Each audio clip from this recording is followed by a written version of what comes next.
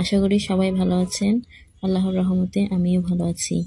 আবারও হাজির হয়ে গেলাম নতুন একটি রেসিপি নিয়ে। আজকে তৈরি করে দেখাবো শিং মাছের ঝোল কিভাবে রান্না করতে হয়। এত বেশি মজার হয় এভাবে শিং মাছ রান্না করলে। অবশ্যই একবার হলেও আমার এই রেসিপিটি ট্রাই করে দেখবেন। শিং মাছের ঝোল রান্না করার জন্য এখানে আমি পরিমাণ মতো কিছু শিং মাছ নিয়েছি। মাছগুলো খুব ভালোভাবে ঘষে পরিষ্কার করে নিলাম। শিং মাছ পরিষ্কার করা খুবই সহজ। যে কোনো খসখসে জায়গায় বা তারের জালি দিয়ে ঘষে ইজিলি ক্লিন করা যায়। আমি মাছগুলো আস্ত রান্না করব, তাই কোনো পিস দিই নাই। দেশি যে শিং মাছগুলো পাওয়া যায় সেগুলো যে কোনো তরকারি দিয়ে রান্না করলে খেতে কিন্তু অনেক মজার হয়।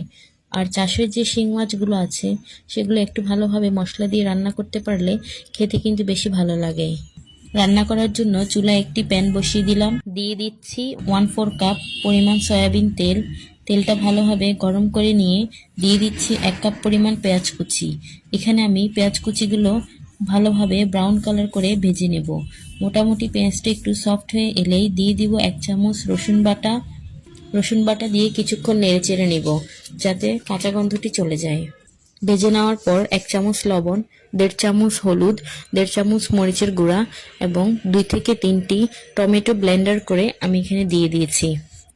এখন আমি 4 থেকে 5 মিনিটের মতো মশলাগুলোকে কষিয়ে নিব যতক্ষণ না মশলা থেকে তেল উপরে উঠে আসছে। দেখতেই পাচ্ছেন এই পর্যায়ে মশলা কিন্তু খুব ভালোভাবে কষানো হয়ে গিয়েছে। এখন এখানে অ্যাড করে দিচ্ছি আস্ত শিং মাছগুলো। এই মুহূর্তে কোনো পানি না দিয়ে শিং মাছগুলো মশলার সাথে ভালোভাবে কষিয়ে নিচ্ছি।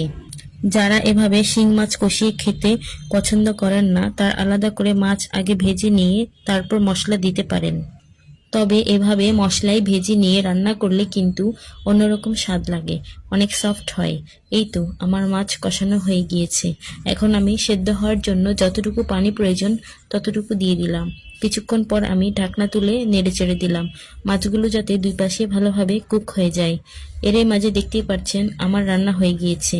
আপনারা যদি ভুনা খেতে চান তাহলে ঝোল আরও কমিয়ে নেবেন।